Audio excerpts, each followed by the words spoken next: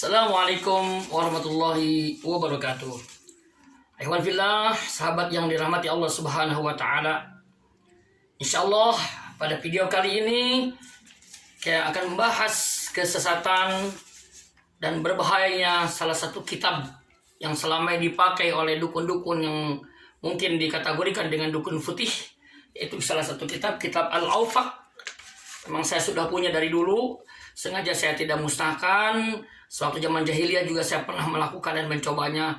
Salah satunya adalah bagaimana caranya menolak angin. Tapi ya mungkin Allah tidak mengizinkan dan Allah juga masih sayang, tidak mengaruh apapun. Pertama saya akan membahas di sini tentang keganjilan kitab Al-Awfaq ini. Salah satu dari keganjilan kitab Al-Awfaq ini itu penulisnya ini menisbatkan kepada Imam Al-Ghazali rahimahullahu taala.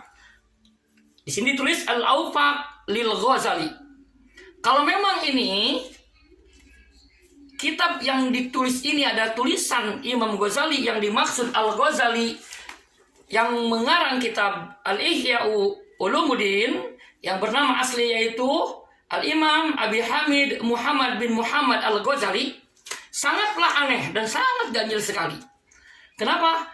Karena di dalam kitab Al-Ihya Ulumuddin juz awal ini, di dalam fadilah ilmu, bab fadilah ilmu, Imam Ghazali mengatakan salah satu ilmu yang terlarang alias haram untuk dipelajari adalah ilmu sihir, termasuk di bawahnya keturunannya ilmu sihir yang dilakukan menggunakan dengan tolasim, dengan huruf-huruf yang tidak bisa dimengerti makna dan tujuannya.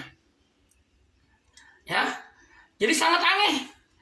Kok di sisi lain Imam Ghazali itu menyarankan, mengajarkan bagaimana cara menyihir, bagaimana caranya membuat selipik isim, tetapi di sisi lain Al-Imam Al-Ghazali menulis kitab melarangnya. Saya cenderung pasti ini adalah akal-akalan yang mengarang kitab sihir ini untuk membenarkan apa yang ditulisnya, padahal itu adalah satu kesesatan dan sangat bertentangan dengan syariat Islam. Iwan billah rahimallahu ta'ala. Dalam isi kitab ini, setelah saya telusuri itu, saya renungi bahwa dalam kitab ini ada dua tema. Tema pertama yang mungkin disebut biasa orang awam dengan sihir putih. Karena dalam tema awal itu tidak ada cara untuk melakukan praktek-praktek menyakiti orang, membuat sakit orang, membuat dagangan orang bangkrut, tidak ada. Dalam tema awal-awalan dari pasal lembaran demi lembaran kitab yang awal. Tema kedua, dari mulai pasal atau lembaran yang tengah ke akhir di ujung, itu dimulai di sana. Banyak sekali yang mengajarkan bagaimana caranya menyakiti orang lain. Bahkan ada salah satu pasal, insya Allah ntar di video yang kedua, dijelaskan pasalnya untuk supaya orang tuh bisa sakit panas, tidak pernah turun-turun. Wa'iyazbillah, itu ilmu sihir. Nah, keganjilan ketiga, yang memang ini sangat jelas menyolok bahwa ini ada termasuk ilmu sihir, tidak seorang pun tidak akan bisa membantah, yaitu selalu mengaitkan ketika menulis wafak-wafak seperti ini, wafak seperti ini ya, nih. Nah, tulisan-tulisan seperti ini juga seperti ini.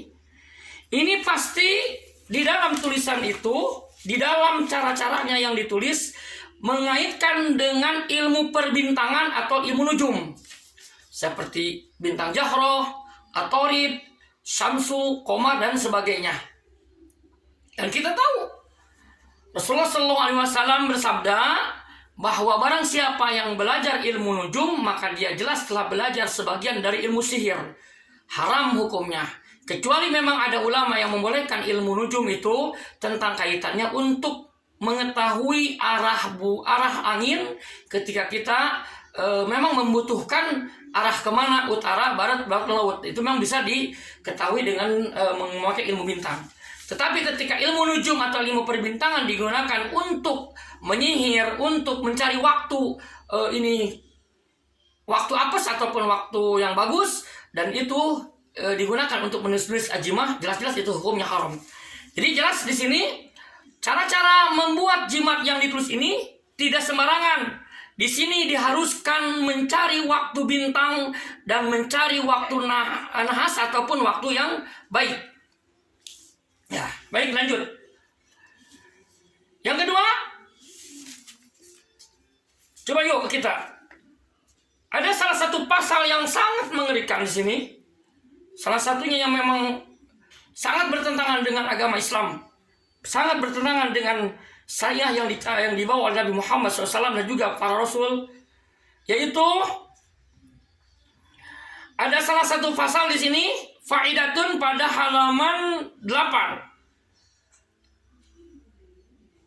Fil mar'i hatta la takhruju min al-baiti tuktabu wa tudfanu fil baiti wa tud'u fawqaha hajaron saqilan. Jadi untuk cara memenjarakan orang, baik itu suaminya ataupun istrinya atau anaknya, biar tidak keluar rumah, ditulis ajimah ini.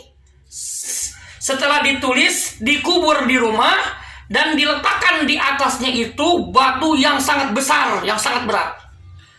Itu ya, saya tidak akan pernah mengajarkan, tapi ini gambarnya saja, takut ada yang niru. Semoga Allah Ta'ala melindungi kita, amin ya Allah alamin. Ini jelas-jelas praktek-praktek yang sangat bertentangan dengan syariat Islam.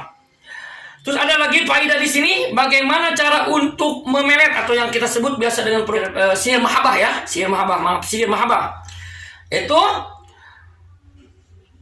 tuktabu ala sab'i awrakin, ditulis di 7 lembar daun, makanlah olehmu bikulailatin, di setiap malam.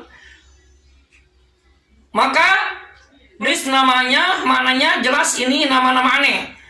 Atau telas sin am, kaf sim ha mim, ha lam sin ain to mim waro. Ini jelas. Ini tulisannya juga sudah tidak bisa mengerti. Ini salah satu tujuannya, caranya adalah untuk membuat seseorang dari benci menjadi cinta. Dan ini termasuk kategori dengan sihir mahabbah. Baik. Ada lagi satu bab yang sangat mengerikan, yaitu bab tentang bagaimana cara menghadirkan bangsa jin untuk dijadikan khodam. Dari caranya saja jelas ini tidak pernah ada di syariat Islam. Tidak ada pernah diajarkan oleh Nabi Muhammad SAW, para sahabat, juga para ulama. Yaitu cara berpuasa dimulai pada hari Senin dalam 1 bulan. Terus duduk katanya. Dan ada bacaan-bacaan tertentu yang memang ada juga diambil dari ayat-ayat Quran. Dan di situ dicampur dengan nama-nama jin. Bahkan ada panggilan-panggilan untuk ruh. Seperti ya masyarul arwah warruhaniyah. Min haitsu ma kuntum pisalin au pijabalin au piyakin.